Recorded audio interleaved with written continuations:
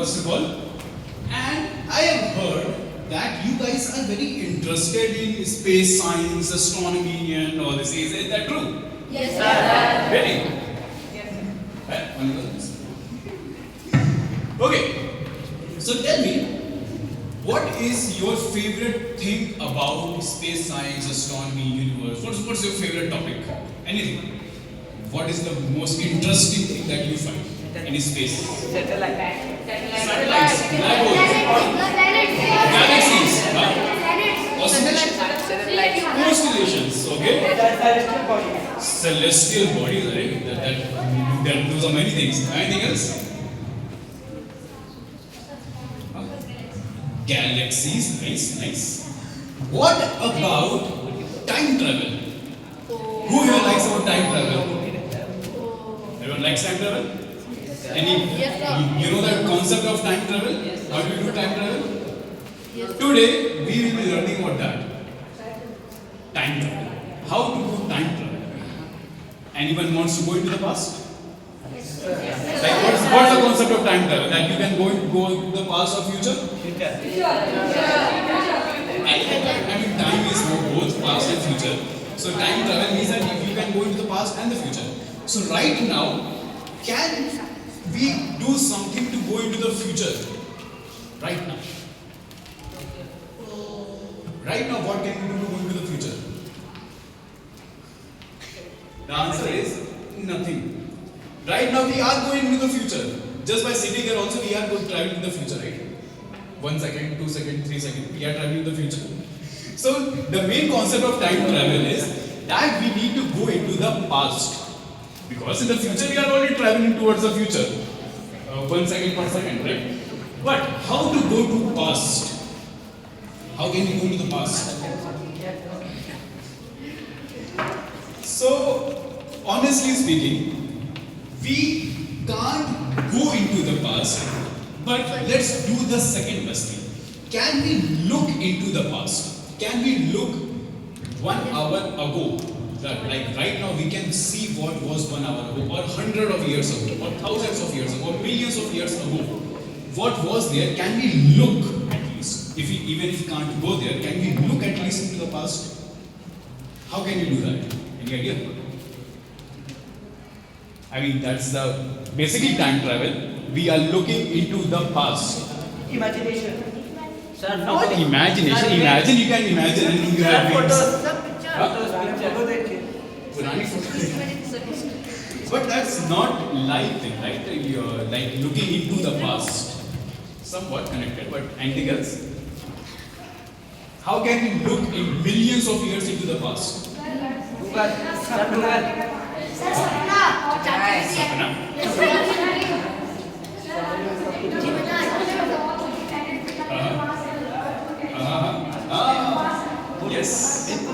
Yes, exactly.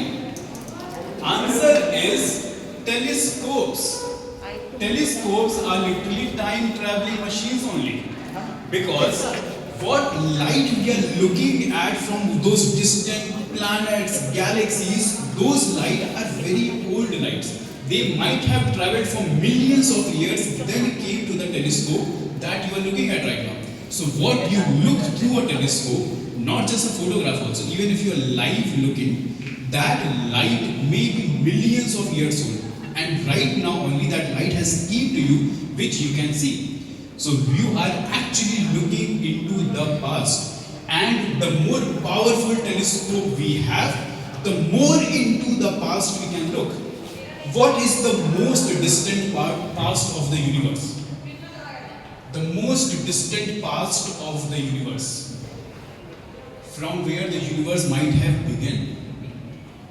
The beginning of the universe. Any idea? No one knows how universe began? Well, to be honest, no one knows. Even the scientist doesn't know how the universe began, how it will end, nothing. But we have some fanciful theories that we will learn about today. How did the universe begin? How can we look into that past, that what exactly happened when the universe just began? What were the first galaxies that were formed when the universe just started? The first stars, the first galaxies.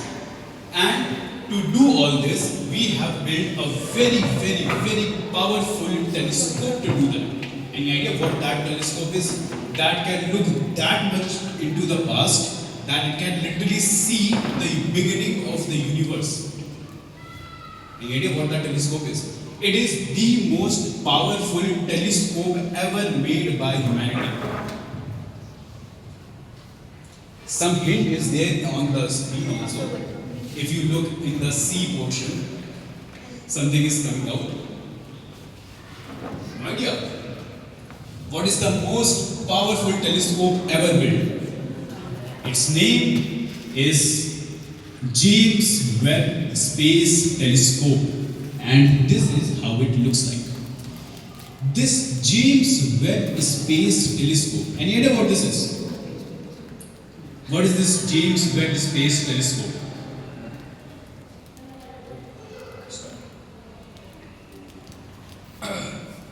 James Webb Space Telescope. So, space telescope, what are these space telescopes? Why do we need telescopes and we just launch it into space? Aren't telescopes enough on Earth? Aren't telescopes powerful enough on Earth? Why do we need to launch these telescopes into space? What's the use? Why do we do all that? So before that, to understand why do we need to send telescopes to space, first we need to understand why exactly do we need telescopes, right? So space telescopes are basically the telescope in space with the clearest view of the universe. So let's understand what exactly are these telescopes. So any idea what are these telescopes? What is a telescope? You guys have seen telescope before? Heard about it? You are looking at one right now in the screen. So what is a telescope?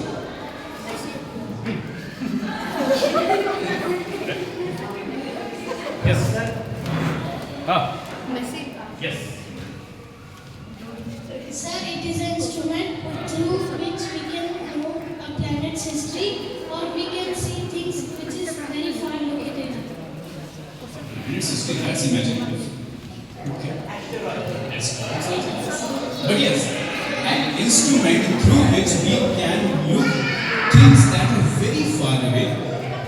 If we normally try to look it will appear very small.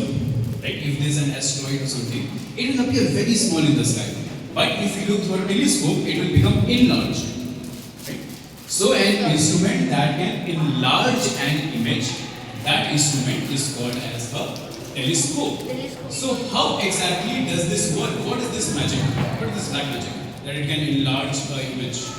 How does it work? You know? So an optical instrument designed to make distant object appear magnified. It contains an arrangement of lenses and mirrors. Concave, convex, everything is there. So just with the uses of these simple lenses and mirrors, it can magnify something that is very far away. How exactly does this work? This is the working of a simple telescope. So it has these lenses, mirrors, everything combined. So light from a distant galaxy, it is entering the telescope. The light has traveled for millions and billions of years in the universe. Then finally it is entering the telescope. When it enters the telescope, it hits this part of the telescope. What is this called? Any idea? Concave, yes. Lens. So what it is doing is that when light hits it, the light is bouncing back. What is this bouncing back of light called? Yes. Yes, that was correct. Say it louder. Reflection, yes. So this is a mirror actually. This is not a lens, this is a mirror which is called as the primary mirror. Primary mirror is the first mirror on which the light gets reflected. And when it gets reflected, all this light is focused onto a second part. Any idea what this would be called? The second part where the light is focused, this is called as the secondary mirror. So this is the primary mirror, the first mirror on which the light falls. It is all that light is focused on the secondary mirror, and this is a very small part, right? So in that small mirror, how do we look at an enlarged image? So to enlarge that image, another part, which is called as the eyepiece, which magnifies this image. So basically, you are using a magnifying lens to enlarge whatever image is on this secondary mirror. So this is basically used as a focus. So you use a magnifying glass to focus the light, right? So you focus the light and enlarge whatever image is being produced on this secondary mirror. So this is a basic working of a telescope. First the light hits the primary mirror, then from the primary mirror it goes to the secondary mirror, then to the eyepiece. Understood? Working? If the working can happen on Earth, why do we need space telescopes? That whole working, that all is happening on Earth only. Why do we need to send it to space then? Does space has something that Earth doesn't? Or does Earth has something that we don't want? What? That's why do you say yes?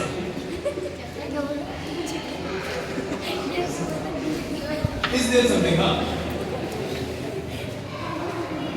क्या पूछा question क्या पूछा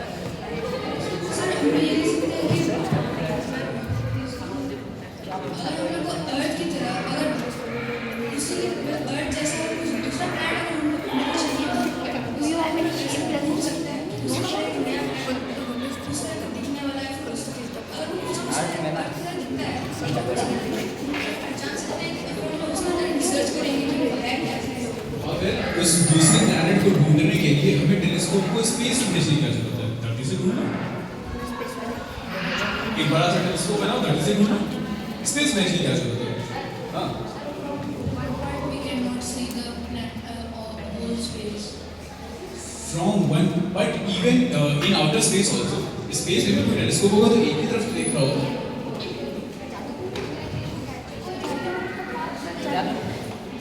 Okay, that can be one thing. To observe a larger part of the sky, we can use a space telescope. Any other thing? अगर कोई object space से आ रहा होगा अर्थ की तरफ तो हम लोग उसको आइडेंटिफाई कर सकते हैं। Okay, अर्थ पे गिरने से पहले स्पेस उसको पकड़ लेगा, पता चल जाएगा। Okay, that's imaginative also. Anything else? Does Earth has something that space doesn't has? Oxygen, gravity. Good points. Yes, oxygen, gravity. Huh? Yes. Actually, there is a lot of water in space. There is. Huh? इन सब का telescope से क्या लेना था? Telescope के बारे में बताओ। पेड़ पौधे का। Actually, दो reasons हैं why we need to send telescopes into outer space. First is Earth has a very bad thing which is not there in outer space. Cities or humans. Yes. So humans, because of humans, there are no humans in space, fortunately, but there are humans on Earth. That is the reason we need to send telescopes to space, because this is something. Anyone knows what this is called? What this image represents? What is this water in this? Which pollution?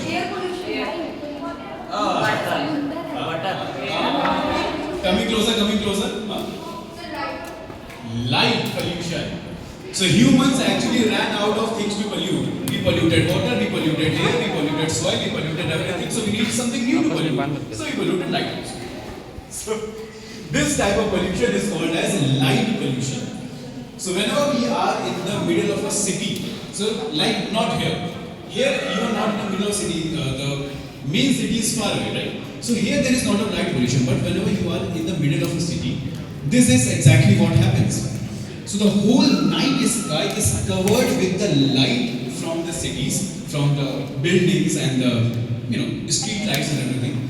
Because of which we are not able to see the light coming from outer space. The light from Earth only covers it. That's why we need to send something in outer space where there is no human interference. Right? There is no light pollution, there is no air pollution. So basically no human interference. But even after solving light pollution, there is another thing on Earth which interrupts us looking into the night sky. Any guesses what this is? Atmosphere. How does this interrupt? Isn't atmosphere a good thing? It helps us to live, breathe. So how is it interrupting our astronomy? Yes, good point. So what happened because of layers?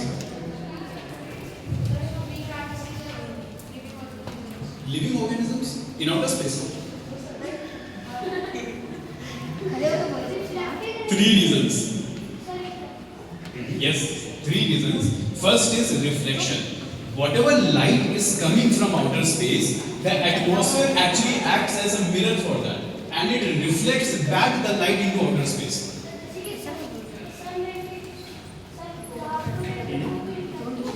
Actually, so like how we observe the moon in the night, the moon actually reflects the light from the sun. Everyone knows that? Moon doesn't have its own light. Moon reflects the light from the sun. In the same way, Earth also reflects the light from the sun and from the other stars also. So we are not able to get 100% of the light on Earth. Majorly all the light is reflected back into outer space. Even the light that comes inside the atmosphere, it is either scattered around because of the molecules present in the air. What are molecules are present in the air? Dust particles, air, oxygen, nitrogen, all that.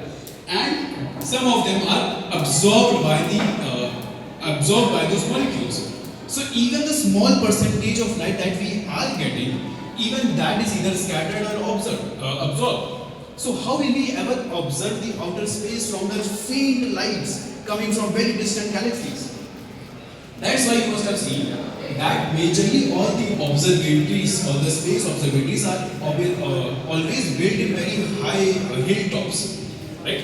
So that there is the least interference from the light pollution and the atmosphere. But even after all that, we can't just get rid of the atmosphere while on Earth.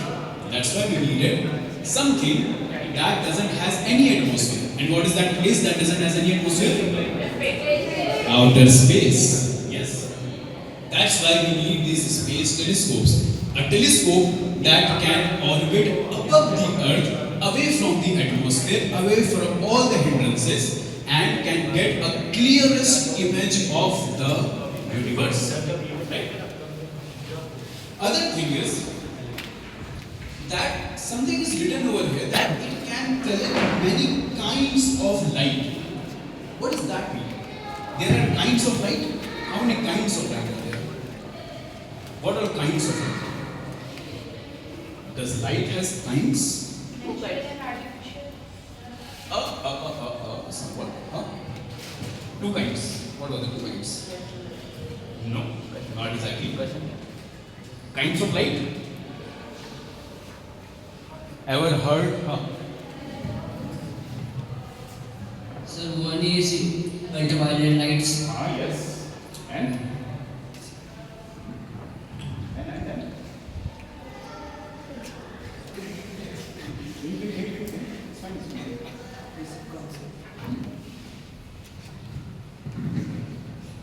Okay.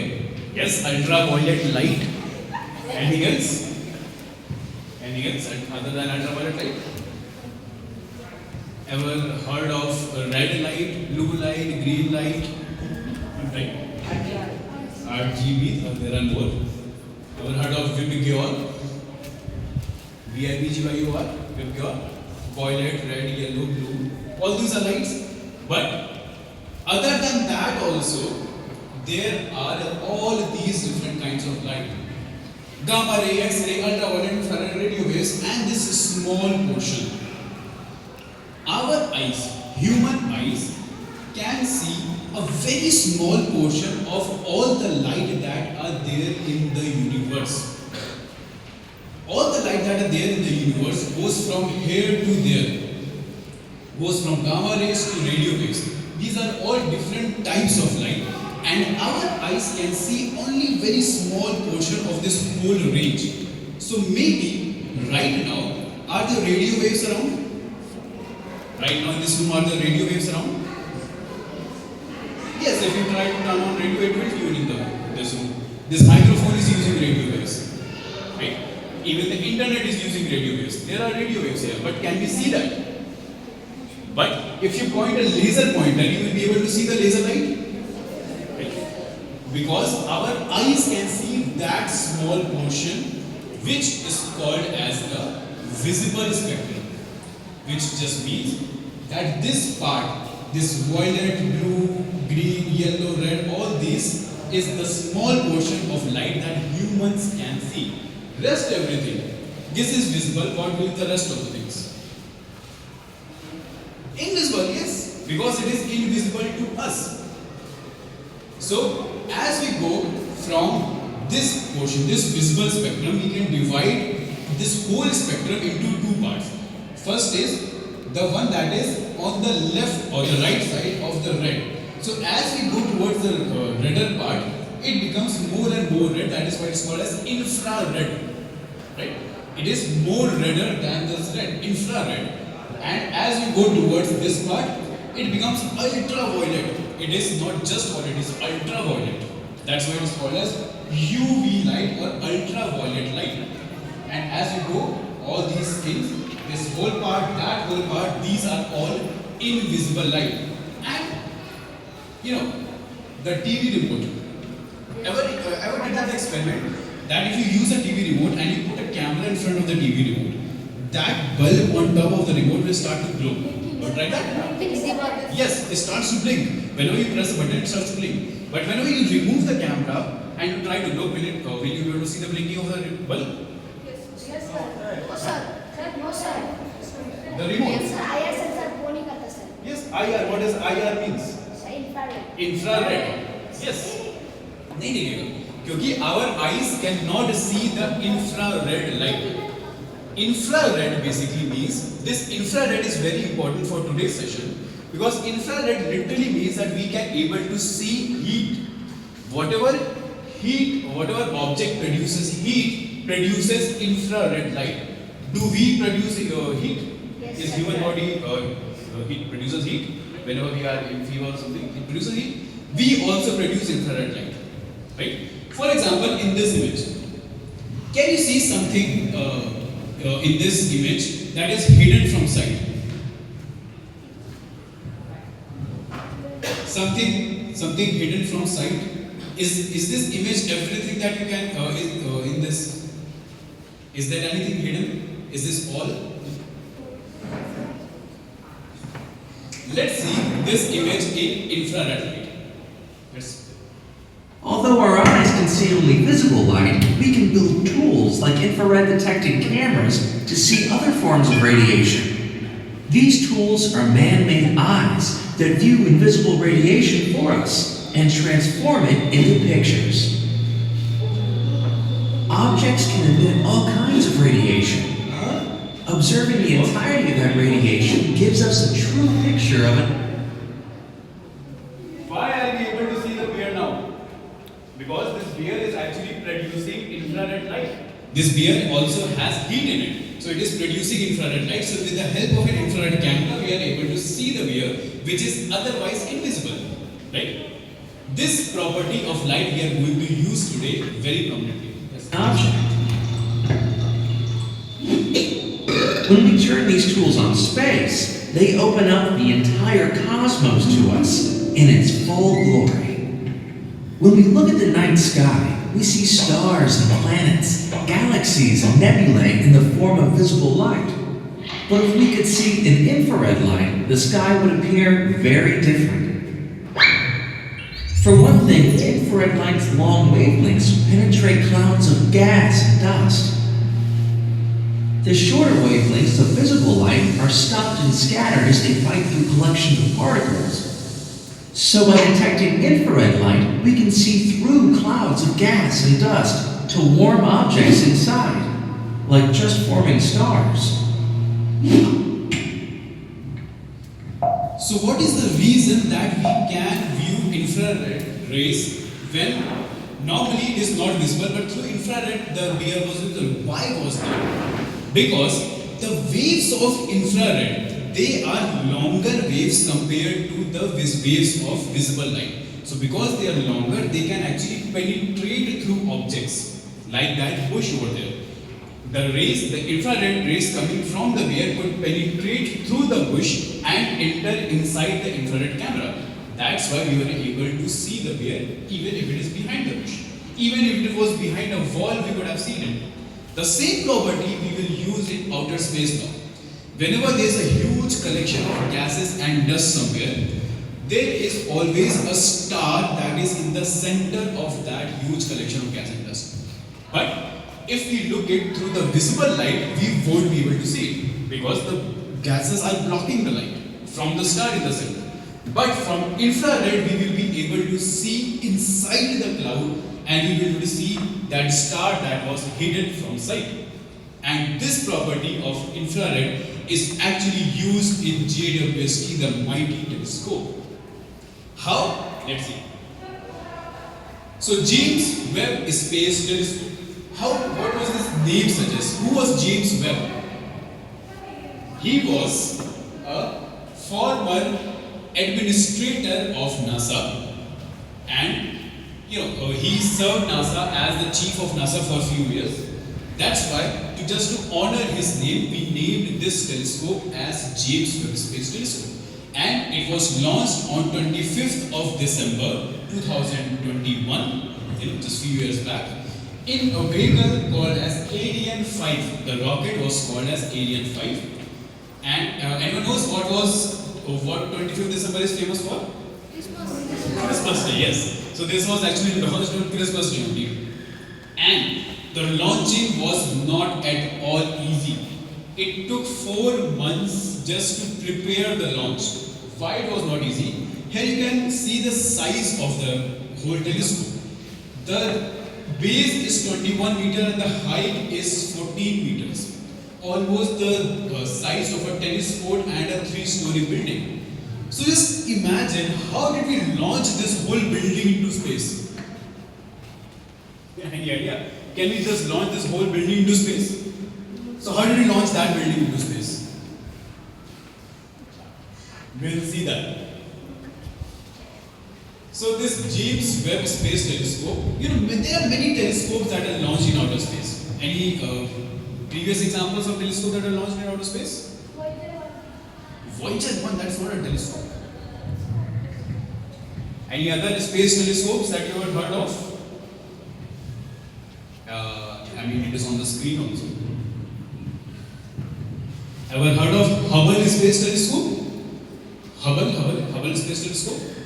No? Oh, it's that old now? Okay. So yes, James Webb is actually called as the successor of Hubble Space Telescope. Before James Webb, Hubble was the space telescope, the best space telescope that we had previously. But after James Webb's launch, now that title belongs to James Webb. Now James Webb is the most powerful space telescope that we have. Okay, so James Webb, the successor of telescope. Why we call it? Why is James Webb so powerful? Here you can look. This is a scientist. Compared to this scientist, this is the size of the Hubble Space Telescope's mirror. So it is obviously very large than a human. So at that time when it was launched, it was the most powerful. But now this is the new best. This is the size of the mirror that is used in the James Webb Space Telescope, 6.5 meters. So just one mirror is almost the size of the scientist. And we have so many of them. And this is the reason why we needed such a big mirror. Any idea? Why do we need such a big mirror? What do mirrors do? Reflection बढ़ा Yes, reflection बढ़ जाएगा उससे. और reflection बढ़ने से क्या होगा? Sir ज़्यादा चीज़ें दिख रही हैं। ज़्यादा चीजें दिखेंगी, exactly. The more big, the more larger a mirror is, the more light it will be able to gather. And the more light it can gather, more clearer the image will be. So, even if you build a mirror that is more larger than James Webb, that will become the newest. Right? So, the more larger the mirror, the better the quality of the picture will be. Let's see James Webb. This is your telescope, an engineering marvel, an exploration powerhouse. Use it to look back in time and explore the first galaxies that formed after the Big Bang. To peer into atmospheres and planets orbiting the stars. It's your eyepiece to the uncharted, unknown, and unimagined. This is the largest, most complex, and challenging space telescope ever constructed. It will change our understanding of the universe and our place in it. The James Webb Space Telescope.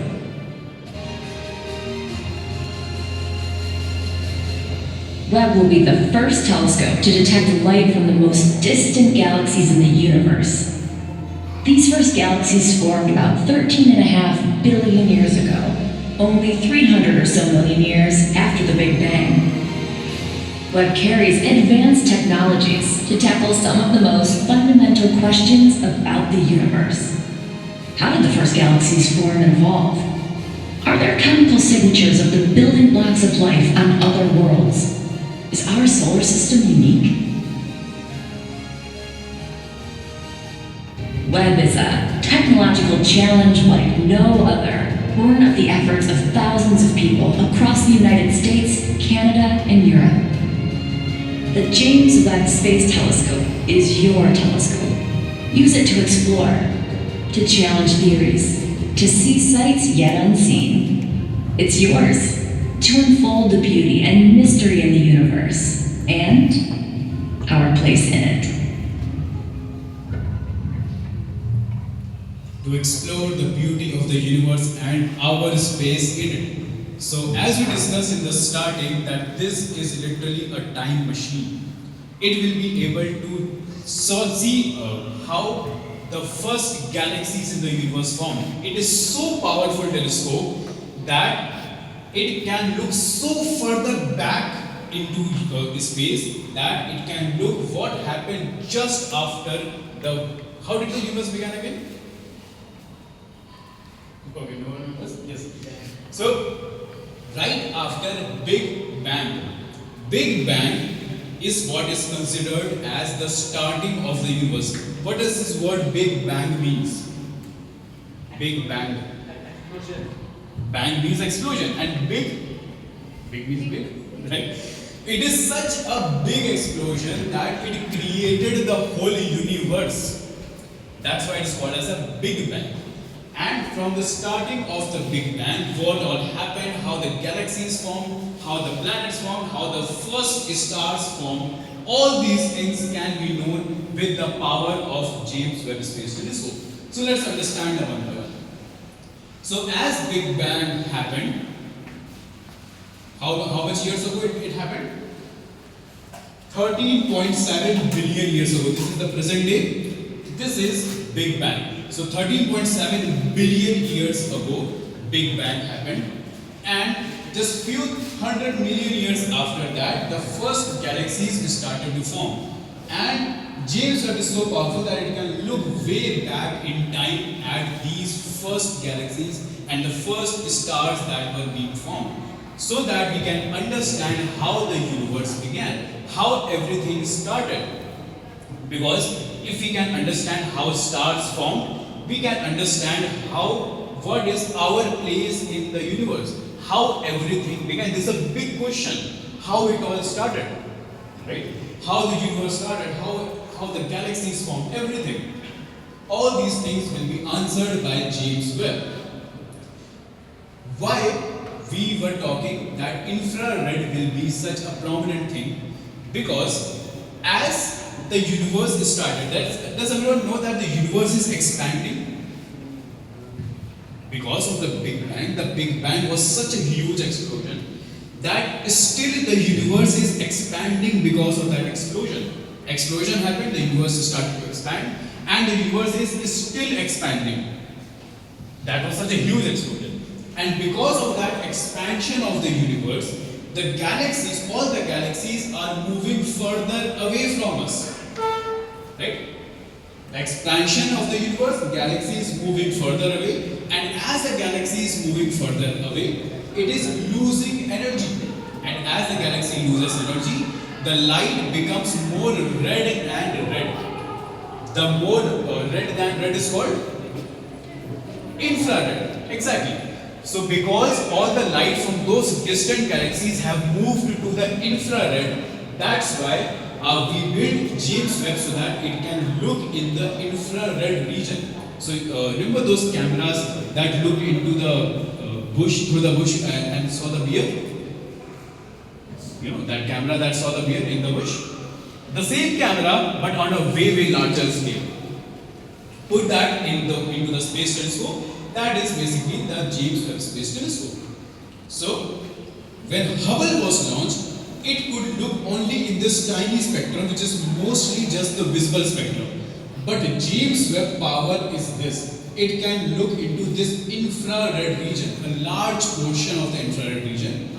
And why we chose infrared? Because the first galaxies have moved so far away that now only it can be seen through an infrared camera. There is no other way, it is not visible anymore. Right? Second objective of James Webb was to study the evolution of galaxies. So obviously that when it is looking so much into the past, it is seeing different galaxies at different times so that it can understand at different time how a galaxy behaves, how it changes over time. So the evolution of galaxy we are literally able to see directly. Right? Third is to detect exoplanets. What are exoplanets? Exoplanets.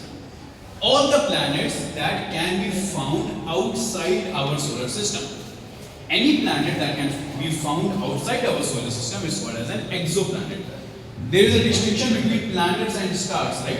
What is the difference between planets and stars? Planets and stars?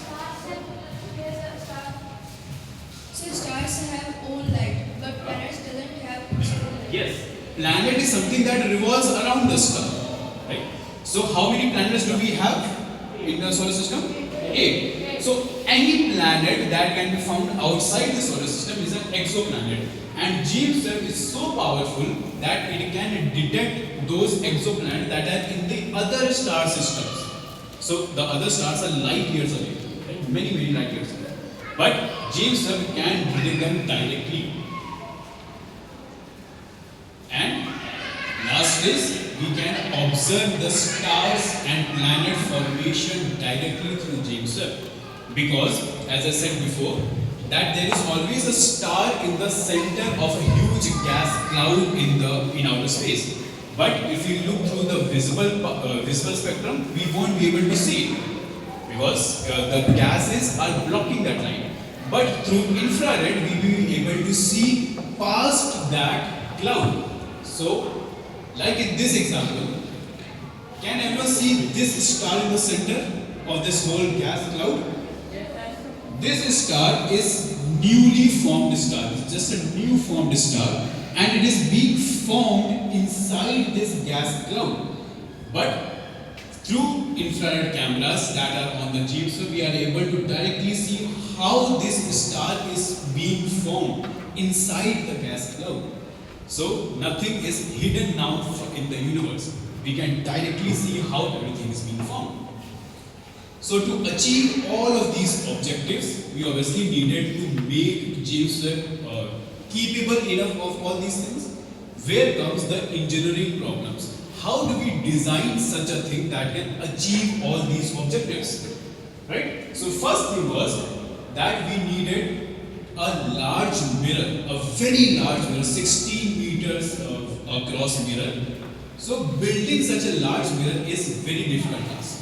right? Because mirrors are very fragile, it can break very easily, right? Mirrors, if you drop it, it will break. So building such a large mirror is obviously very difficult, and the sensors or the infrared cameras should be strong enough so that it can detect those old lights, right? So let's see how did we solve these problems. So we have to design a giant mirror. We have to take that whole building sized mirror into outer space. Then we have to keep our sensors cool enough so that it can work.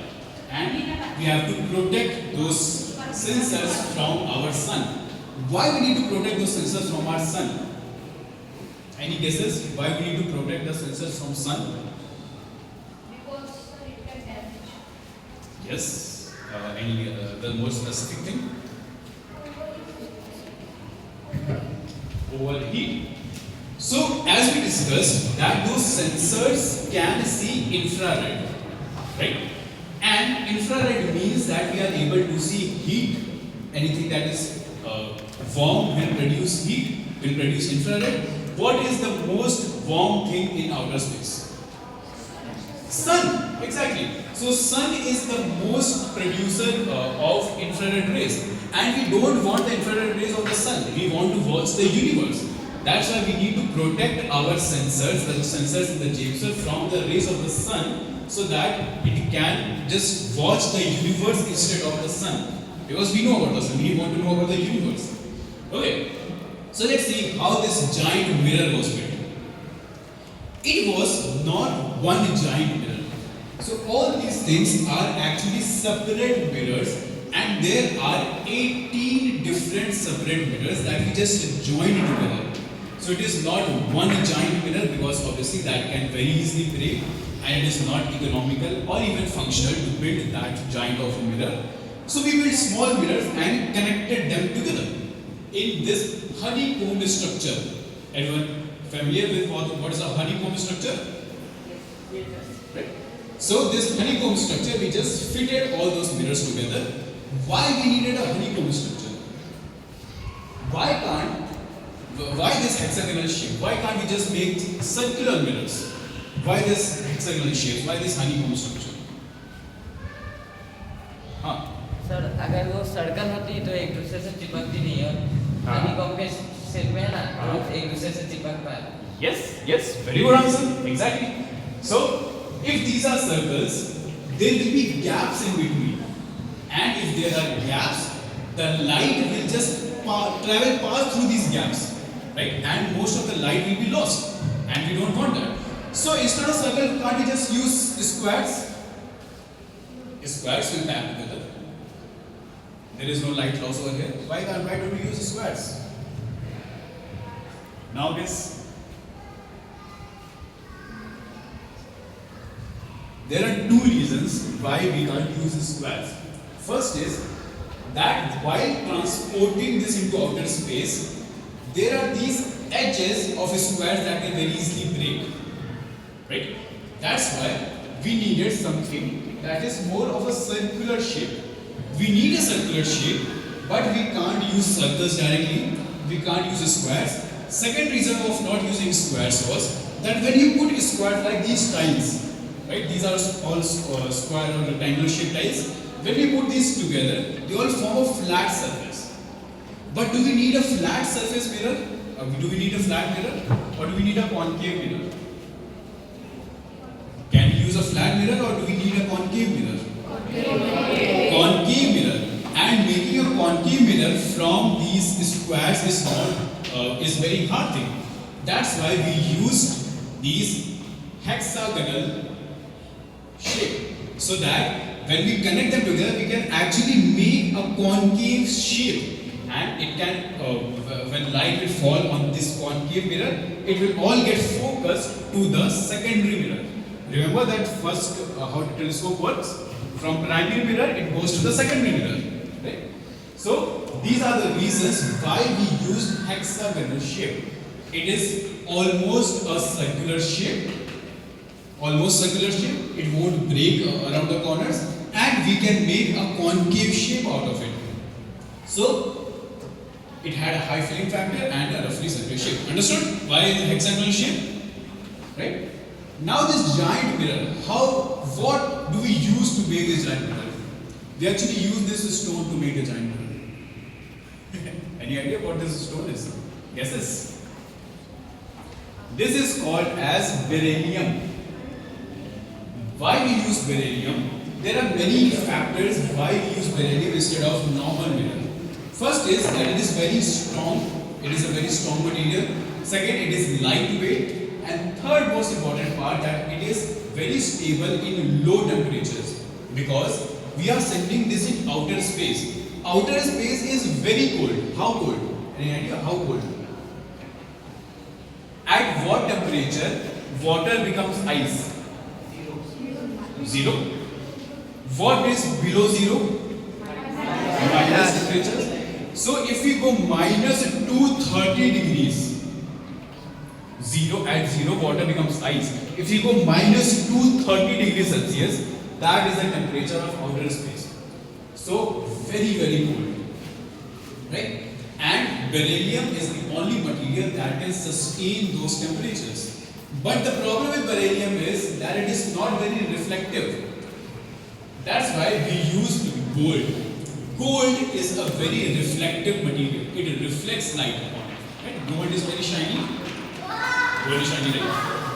That's why we coated all these mirrors with gold so that it can become reflective and we can collect all the light into the secondary mirror. Then we needed to protect it from the sun. So to protect it from the sun, all the sensors, we built this massive sun shield. This sun shield, as you can see, is so massive that all the scientists around still not be able to cover the whole sun shield. Right? It is so massive. And just we needed such a massive sun shield, obviously, because sun also produces a lot of infrared rays. Right? It is very hot. Because it is so hot, it produces a lot of infrared rays, and we needed to protect our sensors from sun's infrared rays, and we can just watch our universe. That's why we needed these 5 layers of sun shield. So here you can see that 1, 2, 3, 4, 5. These 5 layers of sun shield is protecting the instruments that are on, or the sensors that are on the James Webb, from the rays of the sun.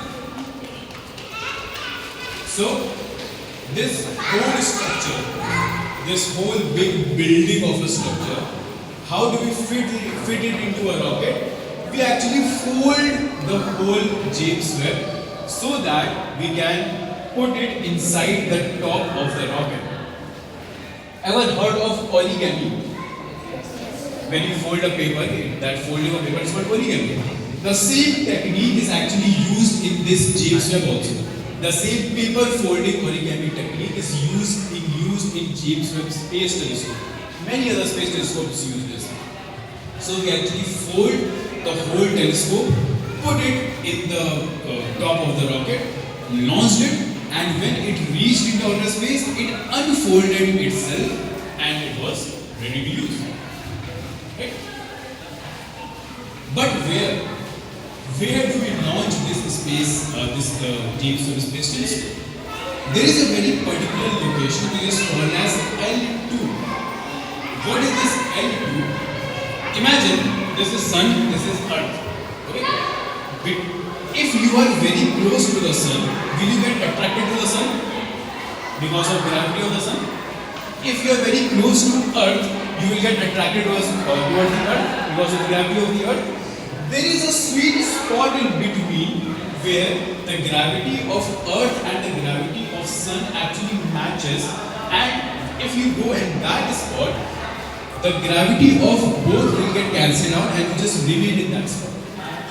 The power through which sun is attracting you and the power through which earth is attracting you becomes equal. Right? Understanding? That point is called as a Lagrange point, or in short, L point. There are actually 5 of these Lagrange points in outer space in the system of Earth and Sun. Among those 5 points, one of the points is called as L2 or Lagrange point 2. which is almost 1.5 kilometers away from Earth. And this is the place where we placed our James Webb Space Telescope, because in this place it will naturally stay in that location, because the gravity is all balanced out. It will naturally stay in that location. Fuel won't be consumed, and it will have a good view of the universe. And because it is away from the Earth, actually Earth is blocking most of the light from the Sun. Sun is that side, Earth is in between, and here is James Webb. So Earth is we are actually using Earth as a way to block the light from the Sun. That's why we use this point L2. So in this point it stays cold, dark and stable, perfect for infrared viewing. Understood? Understood? Okay?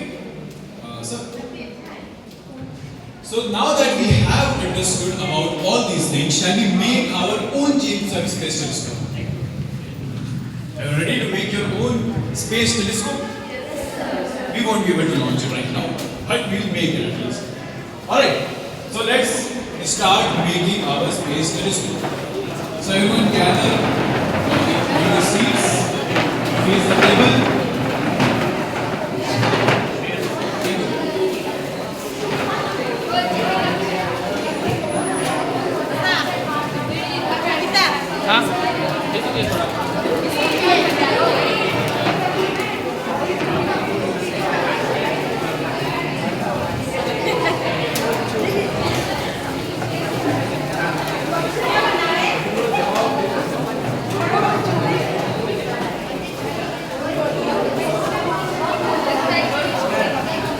Okay, everyone take out all the figures from the back.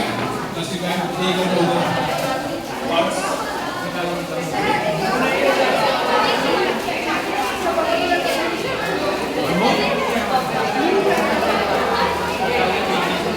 Okay, on the screen you will see that what all materials we need for this activity.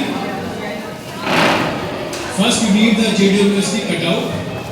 Then you will need toothpicks, Fevicol or tape and clay.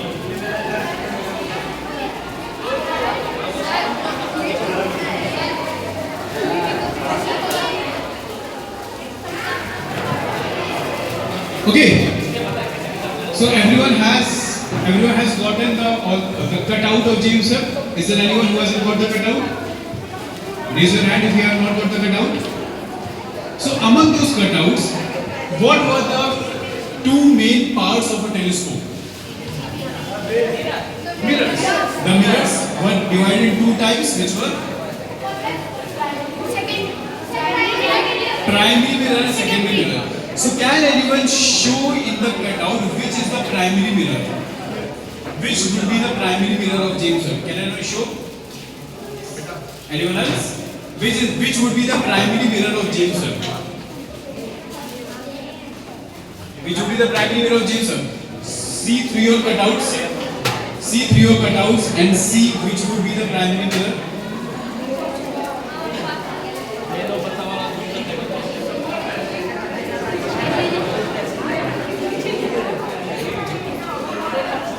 This is the primary mirror of James Webb, right?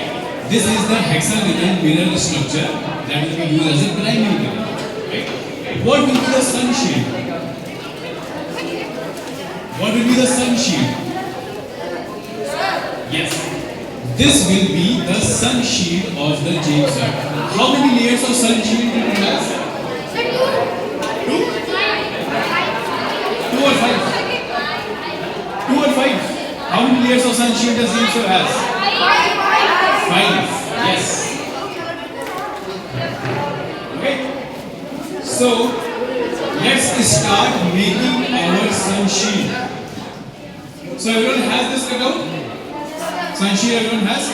Towards the white part, flip the sun shield and see towards the white part there are some folding lines. Look here. Towards the white part there are these folding lines. So whatever line you see, just fold it towards the white part. Whatever line you see, just fold it towards the white part. Whichever line you see in the white section, fold it towards the white part.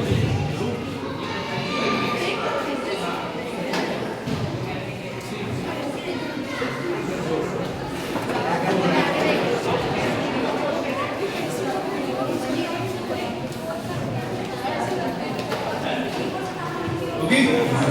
Wherever you see a line in the white part, fold it towards the white part.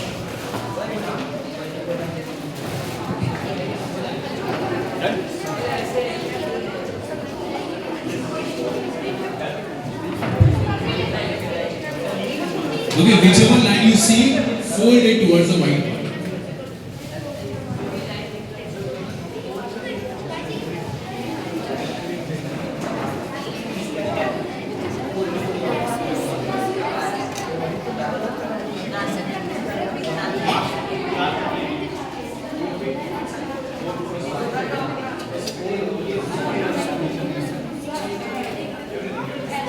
Whatever line you see on the white section, fold it.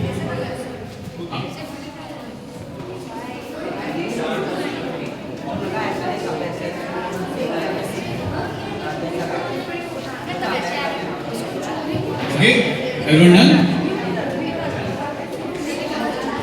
Just don't stick anything for now. No need to stick anything for now. Just fold all the lines. Whatever line you see, no, there are some lines left. See this line is left. Whatever line you see in the white section, fold it towards the white part.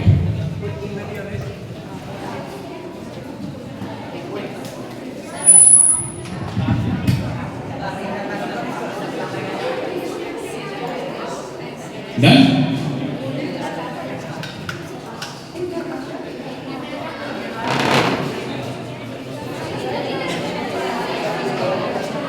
Fold all the lines.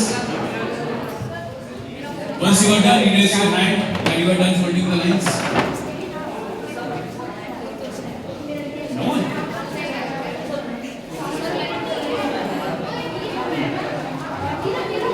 Once you are done, raise your hand and you are done folding the lines. Only 2 seats. Okay. What about the rest? Done folding the lines? Don't stick anything for now. First tell me you are done folding the lines. Done? Okay. So now, if you see that there is a yellow flap labeled as number 1. Can you see this yellow flap labeled as number 1 on both the sides?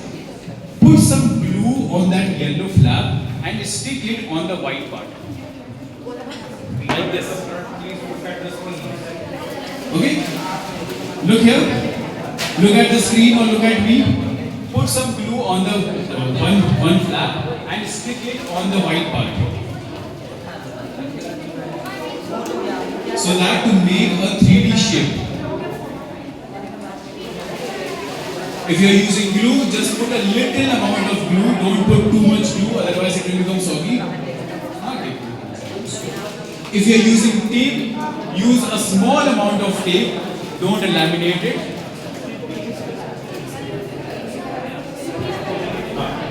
This white, this one flap, over here, this one flap.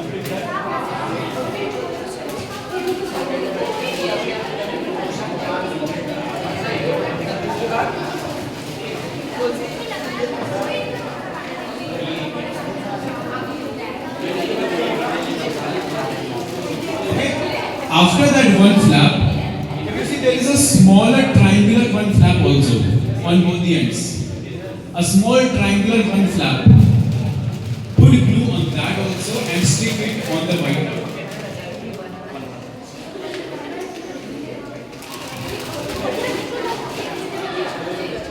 So whichever flap you see labeled as number 1, put glue on it and stick it. If you are using tape, that's also fine. You can put tape also.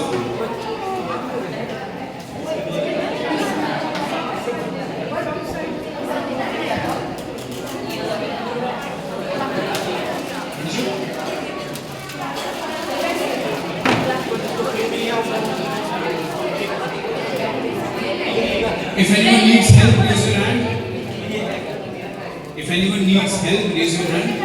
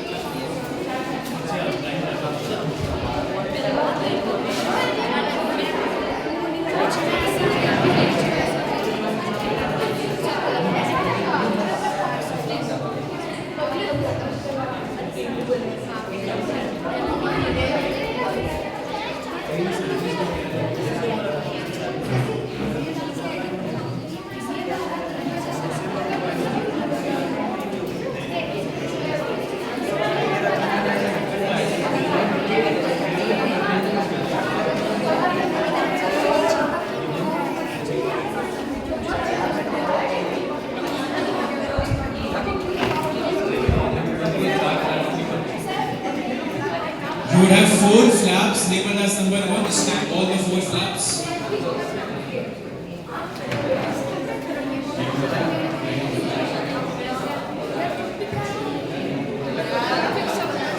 Stick all the 4 flaps labeled as number 1.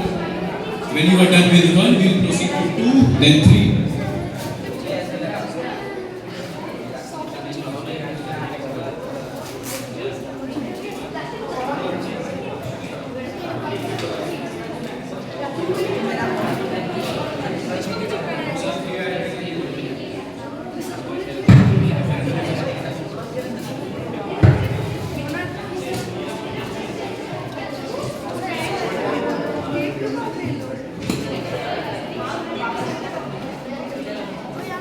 If anyone needs help, raise your hand.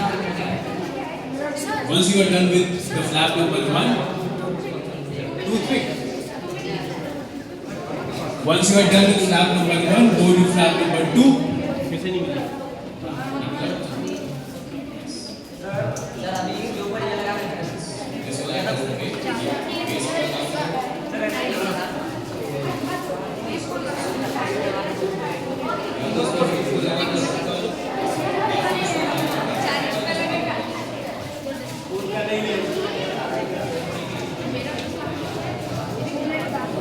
Okay, once you are done with number 1, go to flap number 2 and stick both the flaps that are labeled as number 2.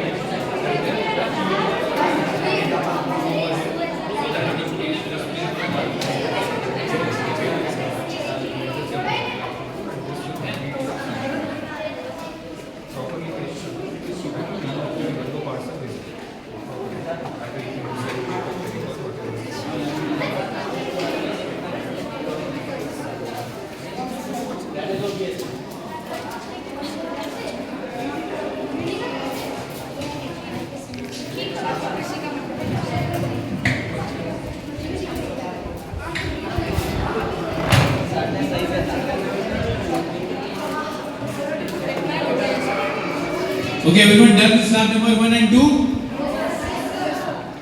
Now go to 3 then. There is flap number 3.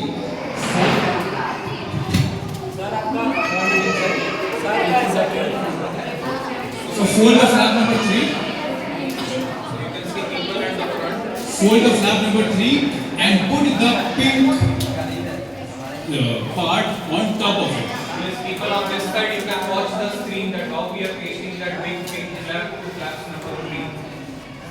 People on the front, they can watch the video. People at the back, sir is already explaining them. Okay? So, on the pink part, you will see that there are solar panels drawn on it. Right? Can you see the solar panels drawn? So those solar panels have to go towards the CD part. So on the sun sheet, you will see that there are parts labeled as A, B, C, D.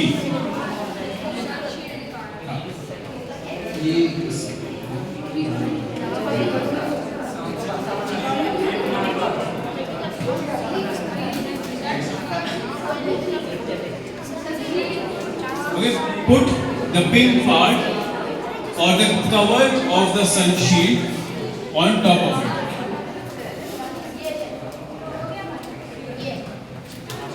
Put the cover of the sun shield on top of it and close the structure.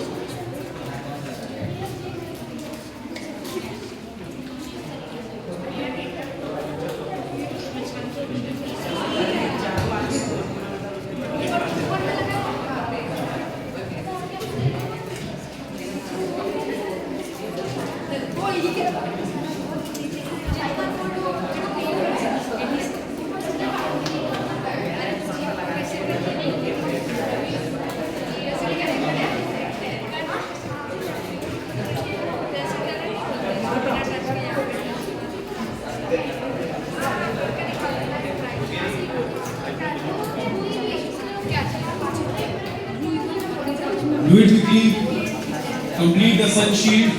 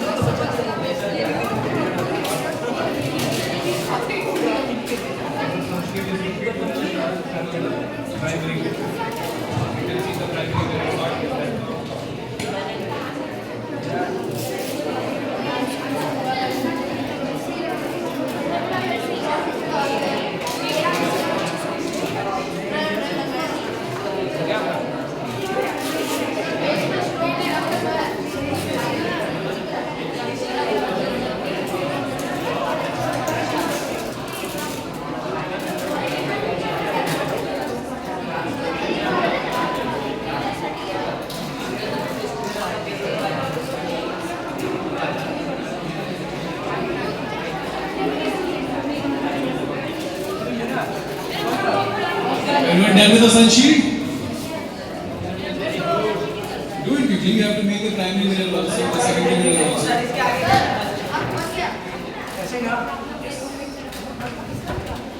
Also like and we will make the primary mirror. So, to make the primary mirror,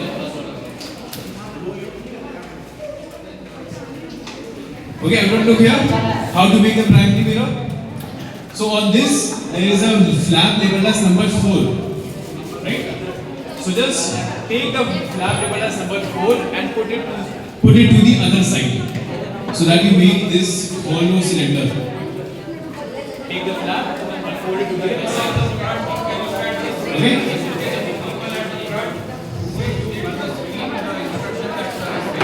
Okay, look at the screen. Look at the video. You have to take this flap and fold it towards the other end. Take this flap and fold it towards the other end, which will make this hollow cylinder. And then stick it together. Yes. Then stick it together. Once you are done with the sunshade, start taking the primary mirror. Sleep.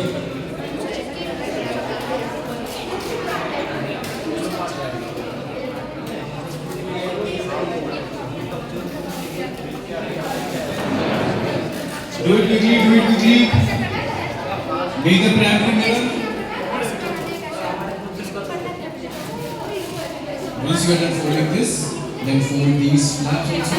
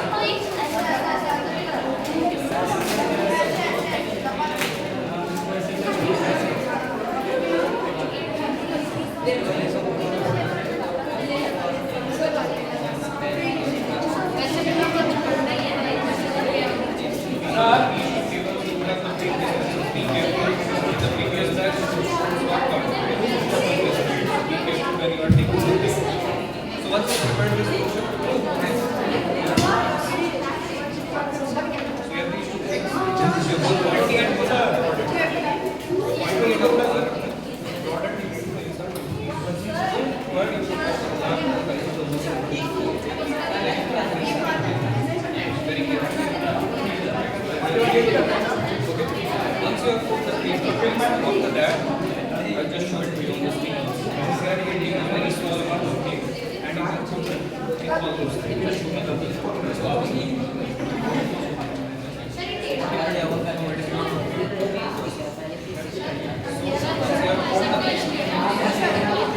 After that, you need to bring the Everyone done with the primary mirror?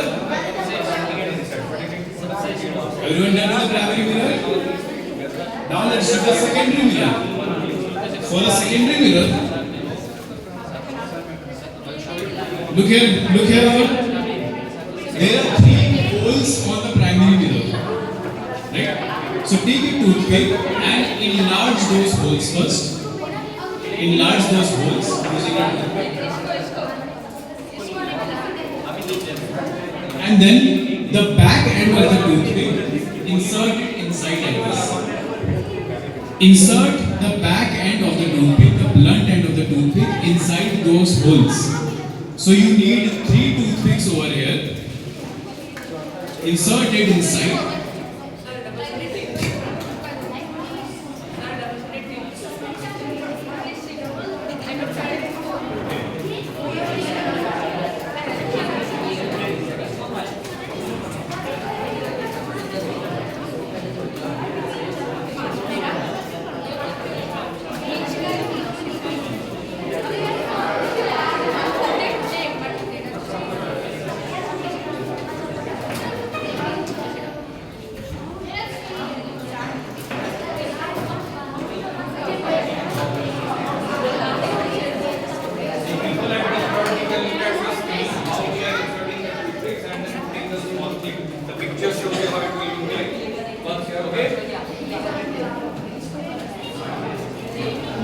Look here everyone. Sir is also showing how it This is how you need to insert the toothpicks and the clay. The sharp end of the toothpick should be outside so that it is easier to put the clay. Okay? And this will act as your secondary mirror.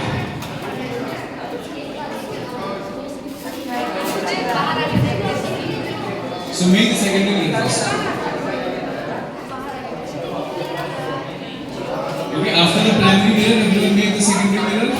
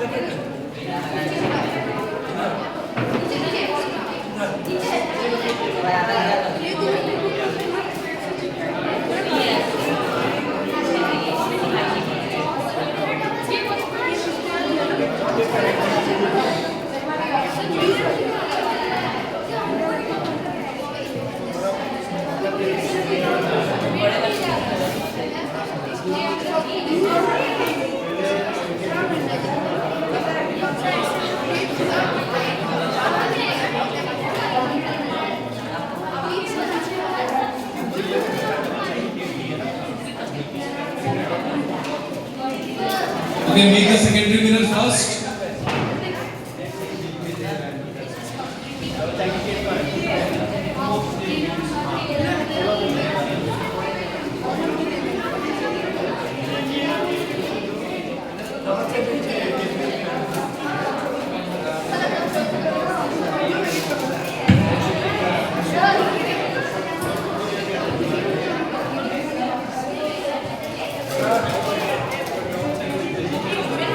Make the sun shield, primary mirror, secondary mirror. Once you are done, raise your hand. Done?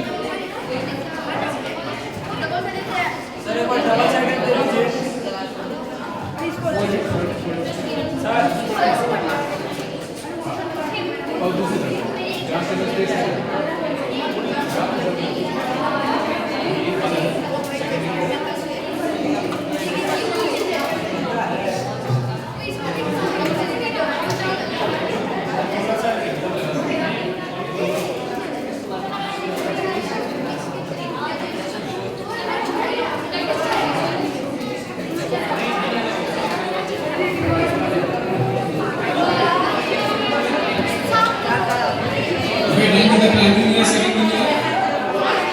Now stick the primary mirror on the sun shield.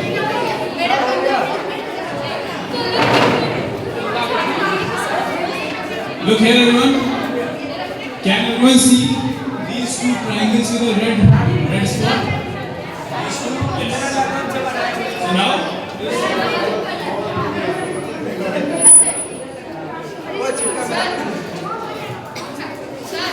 place your primary mirror on top of the sun shield like this.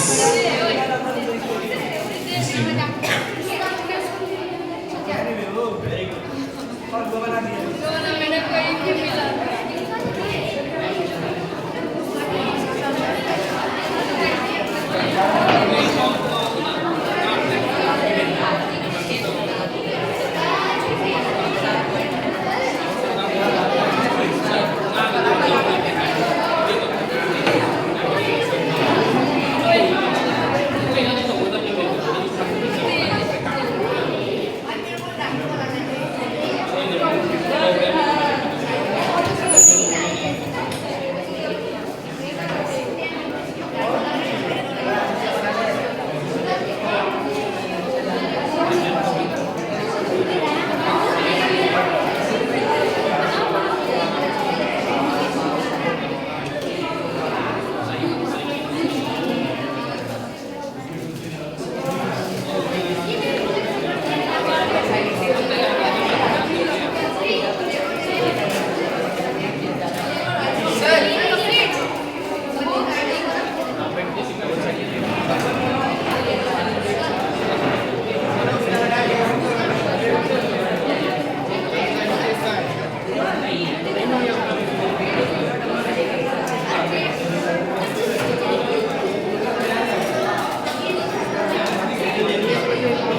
Deepak sir, demo side back.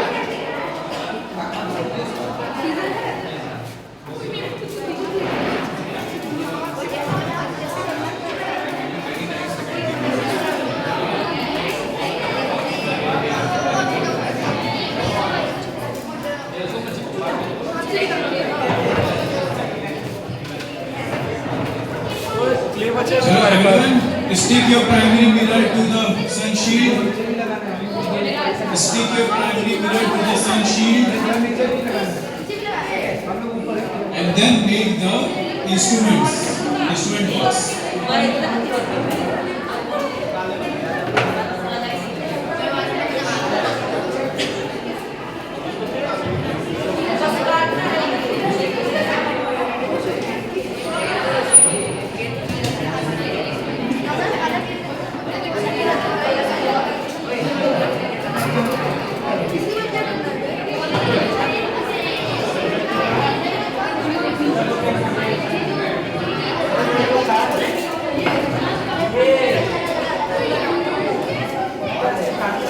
Okay, everyone look at the screen.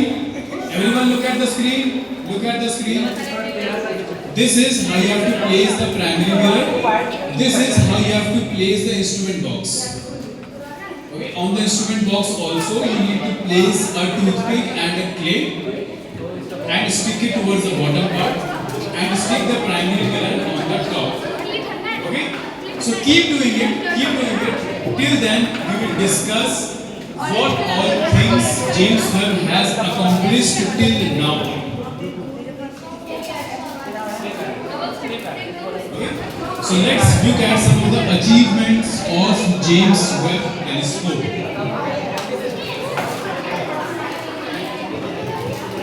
So, everyone look here.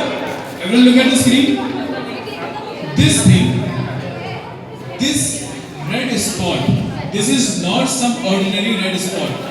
This is the light from the first galaxy ever formed right after the Big Bang. No one is here.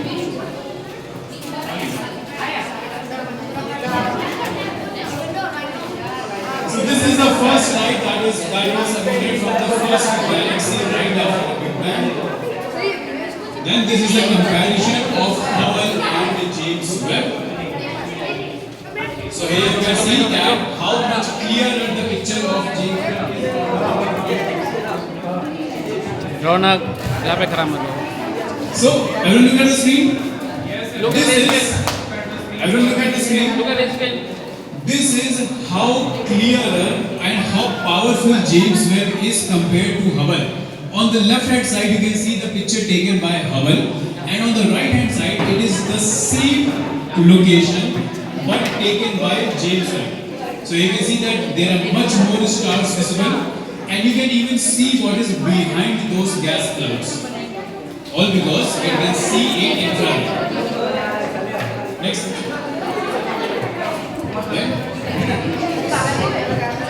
Then James, this is another actual image taken by James Webb, which is the study of evolution of galaxies. So this image actually shows the merge of three different galaxies. Have a look at the screen. Look at the screen. This image shows three galaxies merging together, which is how most of the galaxies today are formed. Then exoplanet detection was one of the objectives. So James Webb is so powerful that it can detect exoplanets directly.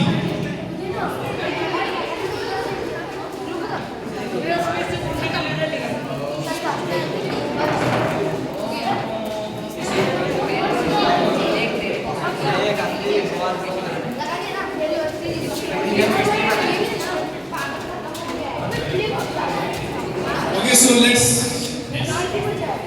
celebrate this occasion of James Webb, this powerful telescope. So next month in December 25th, we have the next anniversary of James Webb. So that's why this function.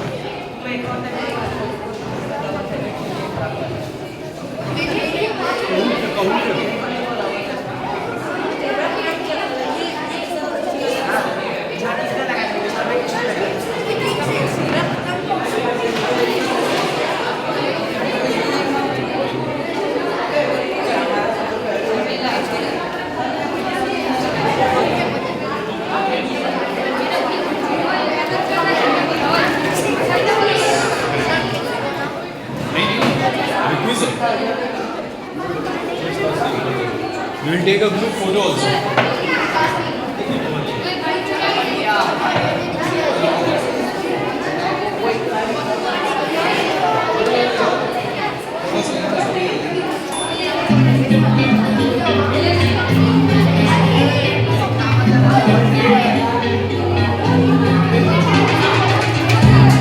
Everyone look at the screen. Now we are going to play a quiz. Everyone wants to play a quiz? On James Webb only. So whatever we have learned today, we will be playing a quiz for that.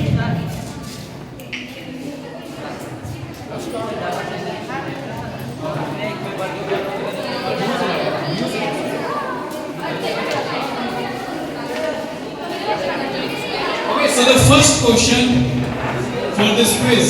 Let's see the first question.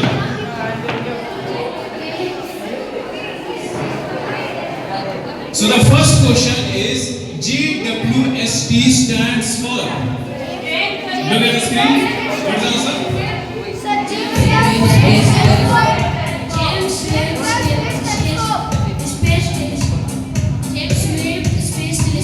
James Webb Space Telescope. Yes.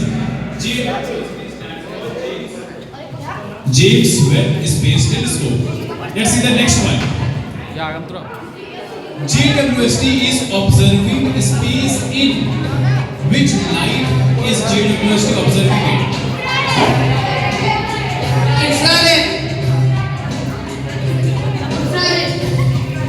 Infrared, yes.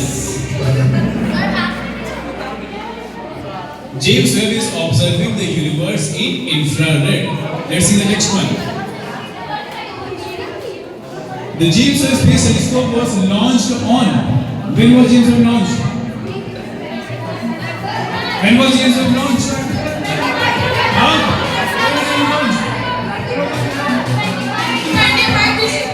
When was it launched?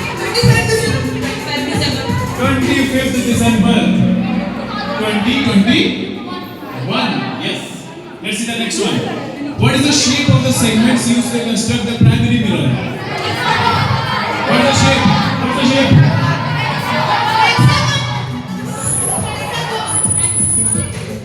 Yes, hexagon shape. Hexagon is the shape of the primary mirrors. Let's see the next one. Which rocket launched JWST? What is the name of the rocket? SpaceX, GSLV,